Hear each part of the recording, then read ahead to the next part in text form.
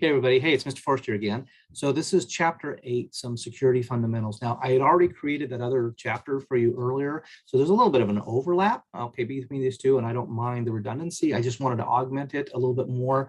This is the stuff that was provided from the book, and the other one and stuff is a little bit more recent, more current information. So treat them as something that you would look at together and then make sure that you have a good understanding. So this is, again, security fundamentals. So let me share my screen.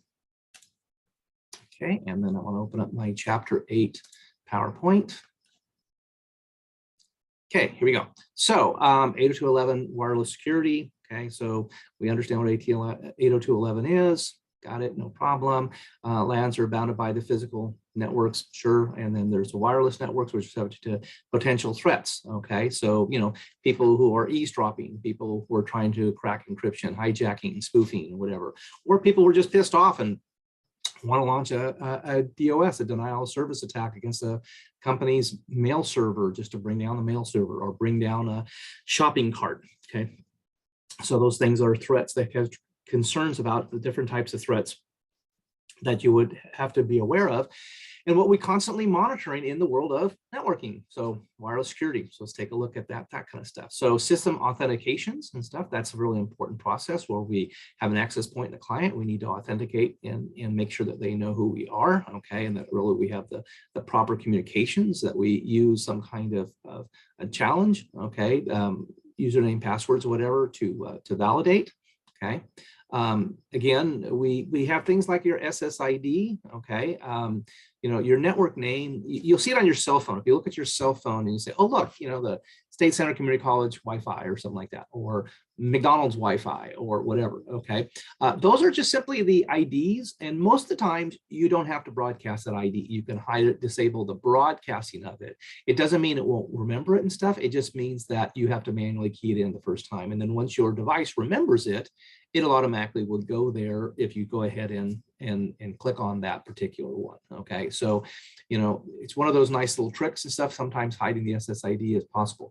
Sometimes you can't. It's just the way it was written into the firmware of that device or whatever, okay? Media access control, okay? So your MAC address filtering, things like that. Wired equivalent privacy, WEP, you know, WEP is so far old or whatever and stuff. You shouldn't be using WEP. And matter of fact, unless you're using a really old router, okay, chances are your newer router is not going to have WEP on it. It shouldn't, okay, because you should not be using.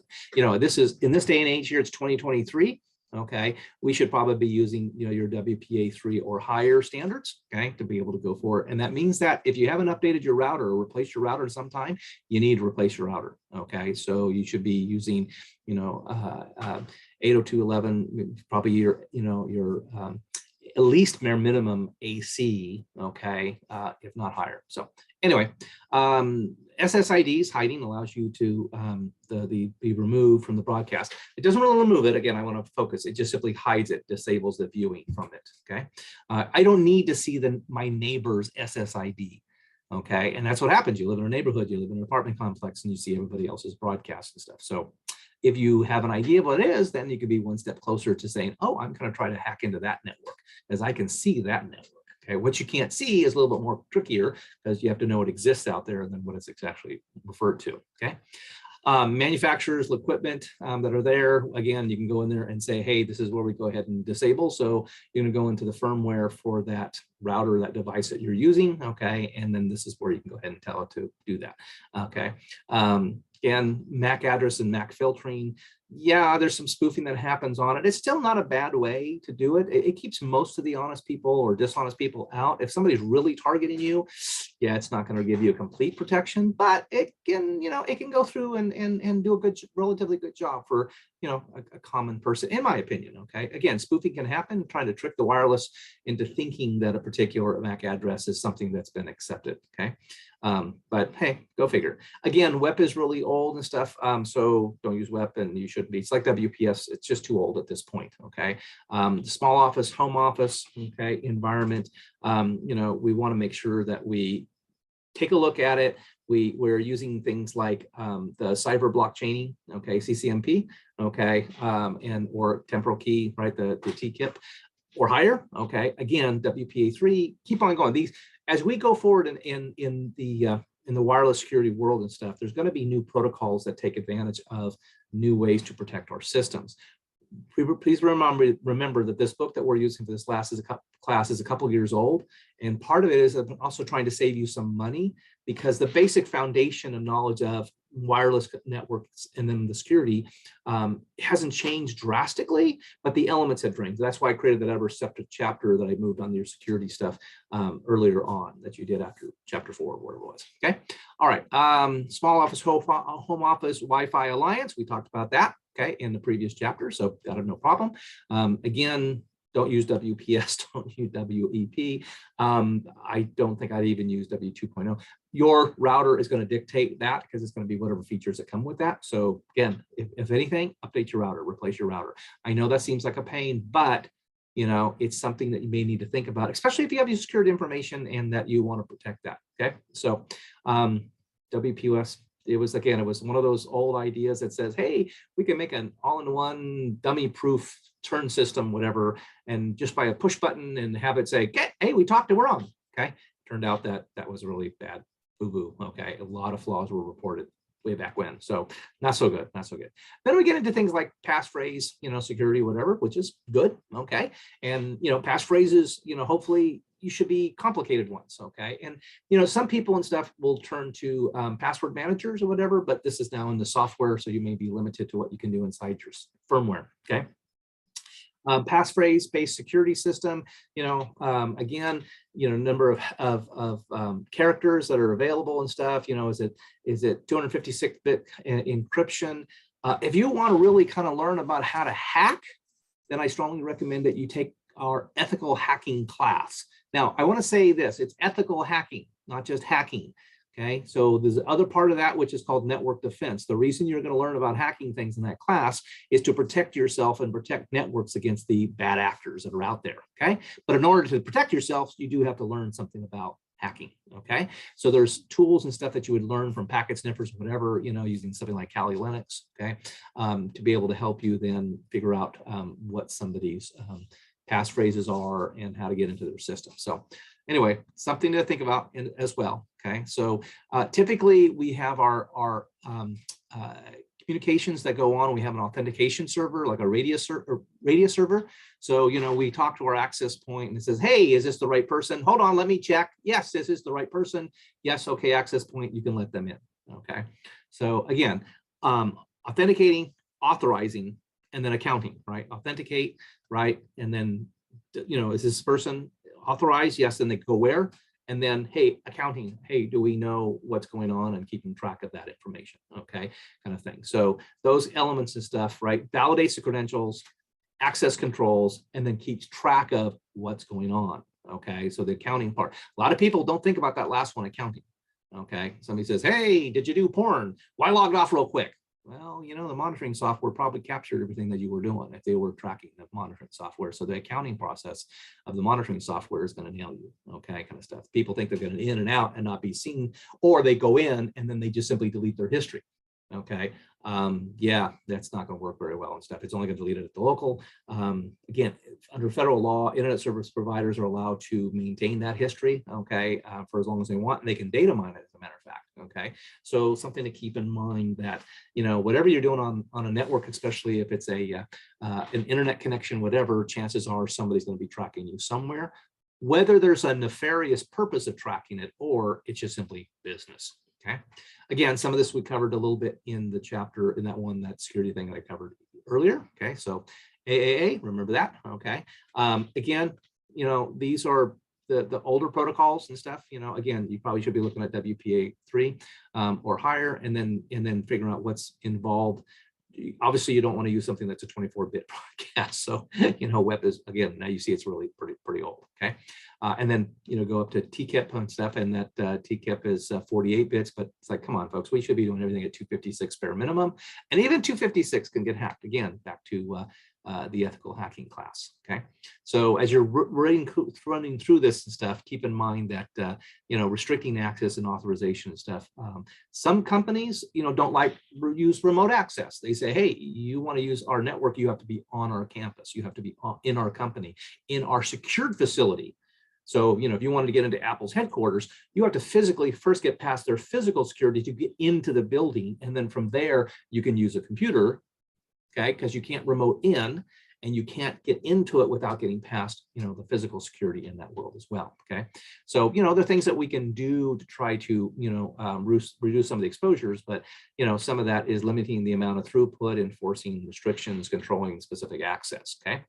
VPNs, okay, tunneling. Again, I think I mentioned this in an earlier chapter where I talked about the antennas and I talked about our microwave dishes. And as a result of that and stuff, we could be doing tunneling now and stuff where we just simply pay for high encryptions across the internet. We have, all sorts of laws requiring us to maintain privacy and protection for your grades, for employees, whatever, all sorts of things that we do on the campus. So if we're going to do these tunneling and stuff, we have to have a high level of encryption. So having a secure socket and stuff is really important for us during that tunnel, okay, and the communications. Does it have to be for everything? No, it doesn't. It really has to be for that data that requires it. But a lot of times companies just simply pay the tunneling charge and just say, hey, I'm just using it. But if they really look at it, they may be able to save themselves some money if they reduce the type of traffic to particular uses and then pay for less traffic on tunneling. Okay, so virtual private networks, good way to go through the internet. Okay, if you were looking about trying to have a little bit of element of privacy, let's say you go check into a hotel, and the hotel has Wi-Fi. Okay, I don't know whose Wi-Fi that is. Is it really the hotel's, or is it some other person staying at a hotel who's broadcasting their own SSID that makes it look like the Hilton, SSID, okay? And so a lot of times what I will do is I will bring with me what's called a travel router, okay? And the travel router will have a separate set of IDs and stuff, and so it'll be an extra kind of buffer between me and the network, okay, to give me an extra layer of protection in between. Travel routers are very inexpensive that are out there.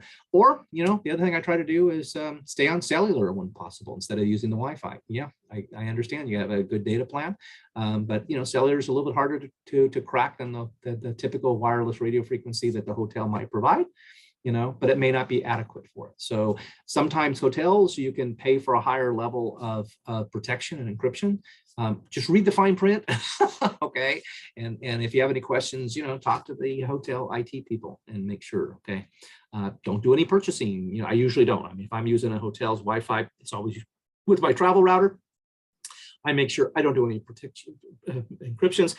I certainly aren't going to do my taxes while I'm at a hotel. I'm not going to take those normal processes. However, I still want to protect my content that are in my device, okay, and access. So my access points or whatever. And again, you should have pretty complicated password protection. Do not let your operating system remember your passwords. Okay, have complex passwords. If not, use a password manager to go in and out of your Netflix or in and out of your Yahoo account or Gmail account or whatever and stuff like that. I mean, complex one. Okay, so minimum of 12. Great would be 24, 56, whatever. Password manager using all sorts of numbers and letters and stuff that, yeah, it's gonna be a pain in the butt. And no, you shouldn't write them down. Okay. The last part of the chapter gets into wireless intrusion prevention systems. So WIPs and stuff are basically can be the physical devices or softwares that we use to try to detect intrusions, okay, monitor and look for these types of attacks, okay, and then warn us of what's kind of going on. So WIPs are good ones. That network and stuff can be pretty elaborate, okay, a pretty elaborate reporting system, okay, and they might be able to give you a lot of sense of understanding what's going on, okay.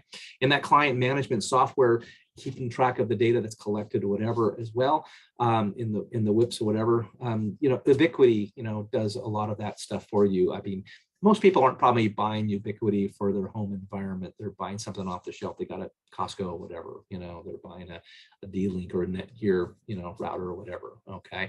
But, when you start stepping up and stuff into, especially your wireless access points, things like that, you might want to use a company like Ubiquity and pay for that extra fee because it's extra cost because it's a little name brand. It's kind of like buying Cisco directly as a Cisco brand as opposed to Linksys or something like that. It's kind of the more lower end version of Cisco.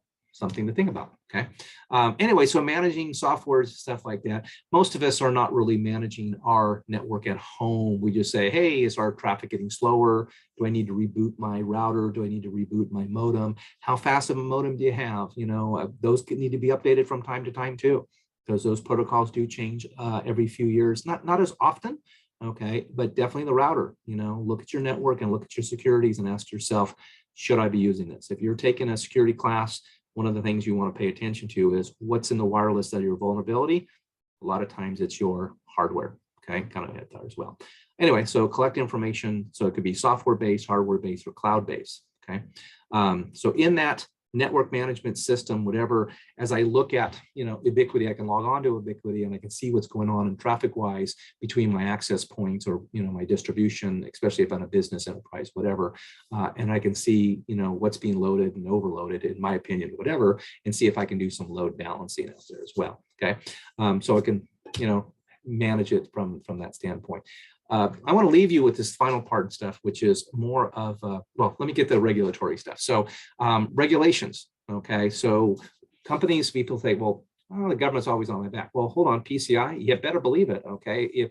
If you're using credit cards to do business or whatever, yeah, guess what? There's federal laws or state and federal laws and stuff that says you got to protect those credit card transactions that are there. And if not, you become liable, okay, in a really big way. The healthcare, you know, information stuff, the HIPAA laws and stuff like that. Yeah, you're a dentist. Guess what? You're probably covered by HIPAA laws, okay? Go read the fine print and make sure you can't just pretend like you're there. Now, you know, as a physical therapist, well, if it covers under the HIPAAs, read the fine print. Just, it's a very encompassing federal law that protects the, you know, privacy of healthcare information, okay? And so a lot of people say, well, I'm not a hospital, so I don't have to do it. Yeah, just like we have education, we have laws that require us, even though we're a college, guess what? A lot of those apply to the private schools as well, okay? The online private schools as well. So there's a lot of compliance requirements out there. Anyway, I wanted to leave you with the last part about this chapter, especially in the monitoring process. When it comes to networking, especially in the wired and the wireless world, okay, when we talk about our network itself, whatever, there's two types of network administrators. There's the proactive and the reactive.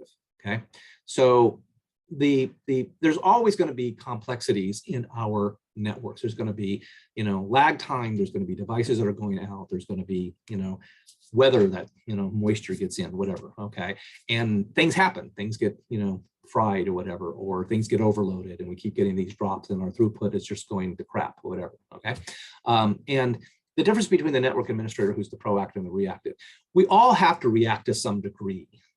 The better network administrators want to try to reduce the amount of reactive processing and try to get to the proactive side, okay? Now, if you're doing 90% reaction every day, you're reacting to all these crises, you only get to 10% to try to be proactive, and that's not a hell of a lot, okay? So you gotta try to reduce that proactive. That means sometimes you gotta replace infrastructure. That means sometimes you got to update OSs, whatever. That means equipment's got to be replaced or whatever, because that's going to take you to the next level that you can then say, hey, I don't have to always be chalking, because guess what? I got new switches out there, okay? Or I have a new connection, or I have a faster connection, or I have a more reliable connection, okay? I have better protocols and stuff. I have better throughputs, whatever. And therefore, I can then spend time on the, you know, on the, not reacting, okay, but being proactive and look and say, well, hey, now, maybe I should set my network up slightly this way, or maybe I can tweak some of this on the network and move certain clients around or whatever in terms of my virtual private network, and saying, hey, I want to make sure, or my VLAN, okay, I want to offload some of this data and share it off of it on a different segment or whatever. I want to be proactive. So as you're learning about this class and you're learning about the wireless communications, keep in mind, data communications plays a big role. Again, CIT-45 is not a requirement for this class. However, if you plan to be in the networking world, there's two things you need to know in networking: networks and security.